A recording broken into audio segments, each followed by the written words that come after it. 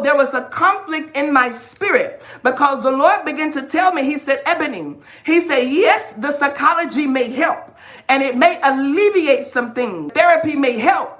But he said, it is my desire that people have the spirit of counsel.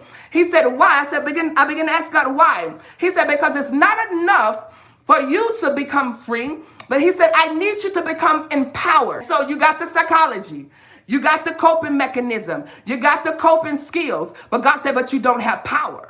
I need you to become empowered. Now I need you to have authority and dominion over these things. So whenever it begins to come back, you now have authority to take your rightful place and command the spirit of depression to go. You now have authority and power to command the spirit of suicide to go, to command the spirit of anxiety to go, because now you have dominion and you have authority and power over these things.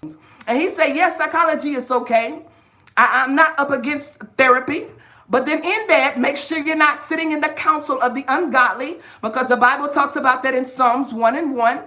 But the Lord said, I need my people empowered. I need you to operate and walk in dunamis power. I need you to walk in exousia power. The word of God said that there is a distinction between the power that we operate in and the powers of darkness. It's written in the word of God where he says that I have given you all authority. I have given you all power over the powers of the kingdom of darkness. Over every other power, God said, I have given you that as a believer. And so you got the psychology, you got the coping mechanism, you got the coping skills, but God said, but you don't have power.